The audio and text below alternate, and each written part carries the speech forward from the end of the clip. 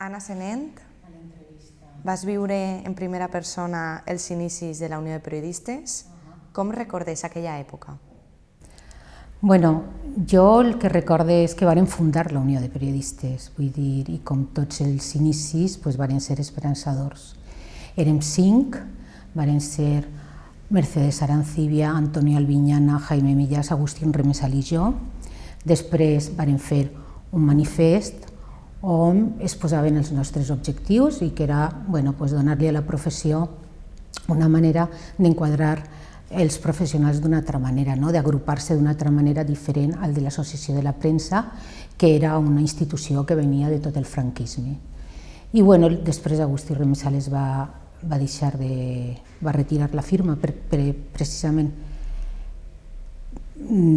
per pressions de l'Associació de la Premsa i nosaltres vàrem continuar. I recorde que eren uns temps en temors, perquè clar, encara el país estava dominat per els militars i per determinada dreta franquista, però amb moltes esperances per tot el futur que ens podia esperar. I així recorde que eren direccions col·legiades i que a poc vàrem anar fent tot. I això és el que... destacaria això i després el que ens va legitimar, el que passa és que potser m'estic estenent massa, que va ser l'informe que van fer quan va ser el cop d'estat del 23F de febrer, que va ser el que ens va donar un ressò nacional, perquè aquí se deia que poc més o menys no havia hagut cop, que s'havia intentat però que no s'havia consolidat, i sí, a València es va consolidar, òbviament, i això ens va donar una legitimitat. Molt bé. Com ha evolucionat el paper de la dona en la professió?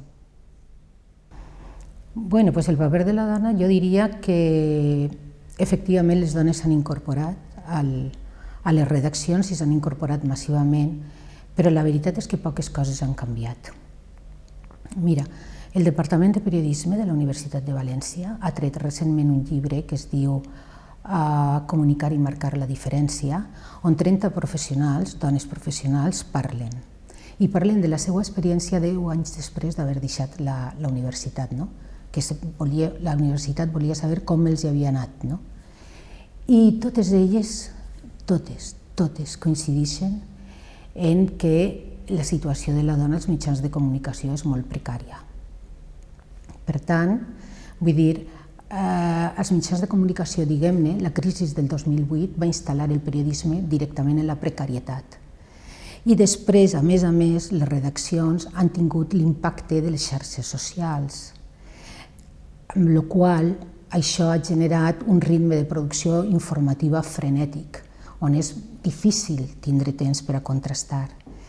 I aquestes dues coses han impactat sobre els mitjans de comunicació, sobre tots els periodistes, però sobre les dones molt més, perquè en les dones ha significat salaris més baixos, més contractes d'obra, horaris infernals, els pitjors horaris, a més d'altres problemes específicament com poden ser menyspreu, per dir-ho d'alguna manera, assetjament sexual, o sigui, condicions específiques de la dona.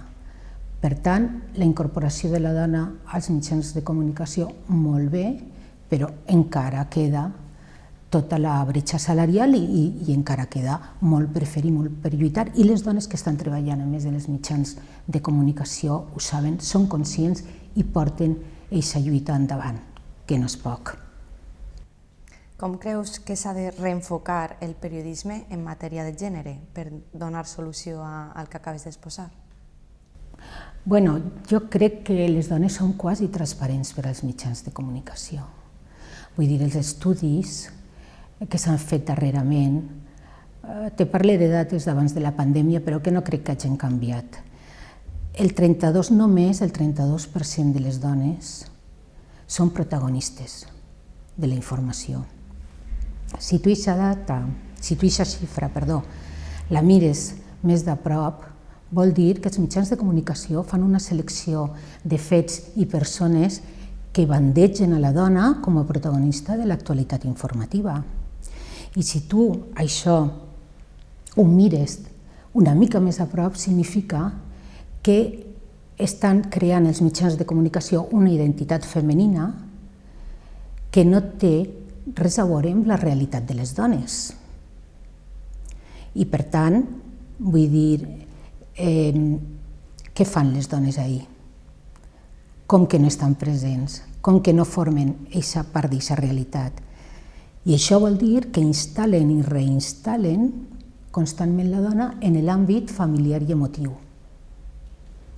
Per tant, és una identitat femenina que jo considere antiga, vull dir patriarcal, si vols, estereotipada al màxim. Després, quan agarres un altre aspecte i dius, en l'opinió les dones no arribem al 10% de l'opinió publicada, darrerament ha millorat alguna cosa, però molt poc. Això què vol dir? Que no n'hi ha una veu femenina, que no n'hi ha expertes. Tenim ara el cas... Contra això, precisament, la Unió de Periodistes lluita. Les dones han tingut iniciatives molt interessants i això s'ha de remarcar. I la Unió de Periodistes ha creat una agenda d'expertes molt interessant on els mitjans de comunicació tenen al seu abast a les dones que poden tindre una opinió i els hi poden dir una opinió en les mateixes condicions que els homes. N'hi ha que utilitzar-la. I, per exemple, les Beatrius, que és un grup de dones periodistes on jo estic, també ha tret una agenda de dones referents per a visibilitzar les dones, perquè si no, les dones no estan visibilitzades. I jo crec que n'hi ha que dir, com hem dit en totes les manifestacions, que el feminisme és necessari per a millorar el periodisme. Per tant, sí que és interessant i sí que és necessari aquest enfocament de gènere en els mitjans. Parlem ara dels 40 anys dels Premis Llibertat d'Expressió. Quina vigència tenen aquests guardons en l'actualitat? Per a mi tenen tota la vigència. Els Premis Llibertat d'Expressió els varen posar en marxa nosaltres, la primera directiva, per així dir-ho, de la Unió de Periodistes, perquè en aquells moments, t'estic parlant en els anys 80, la llibertat d'expressió era un dret que se reclamava, que se sabia que no la teníem encara, però que se lluitava per ella. Després van passar uns anys en què jo crec que la societat ha donat per fet que els drets ja estaven conquistats, conquerits. I no s'ha treballat tant. I es pensa que la llibertat d'expressió ha de durar tota la vida. I jo penso que no, que la llibertat d'expressió és una cosa que s'ha de defensar i que es té que defensar tots els dies. I per això crec que els premis llibertat d'expressió són un toc per a la societat, per a recordar-li que existeix un dret que es diu llibertat d'expressió, que hi ha que defensar-lo. Hi ha molts companys, periodistes i fotoperiodistes, que tenen problemes en la justícia, demandes, en fi, que són agredits només per fotografiar, per informar d'uns fets que són certs i verídics. I per tant jo crec que això s'ha de reconèixer, que suposa un suport per a aquest tipus de treball i d'informació i que per tant els Premis Llibertat d'Expressió tenen molta vigència i tot el sentit democràtic. Com veus el futur de la professió des de la teua experiència docent? Jo crec que sempre el futur és esperançador, no sé exactament on anirem a parar, però el cert és que la gent és cada vegada més preparada i més conscient. I jo espero que arriben unes generacions de periodistes que puguen imposar de nou un altre model, que no siga el corta i pega que s'ha instal·lat darrerament, perquè clar, n'hi ha tanta precarietat i n'hi ha un ritme informatiu tan frenètic, com t'he dit abans, que en realitat no te dona temps a fer res. Si tens que eixir i tens que passar informació a la ràdio, a la web, l'stand-up de la tele i després fer-te la crònica del digital, doncs òbviament el periodista és un multitaskes que ja ho desitjaria qualsevol empresari. I per tant jo espero que en el futur això se tranquil·litzi i pugui haver uns periodistes que facin de periodistes, que contrasten la informació, que investiguen, que efectivament informen a la societat. I alhora, des del punt de vista de les dones, un periodisme que tingui en compte altres escenaris, altres protagonistes, altres fonts informatives, com són les que provenen de les dones, per a realment que puguen ser els mitjans de comunicació i tot el món que en ells treballa un motor d'igualtat per a la societat.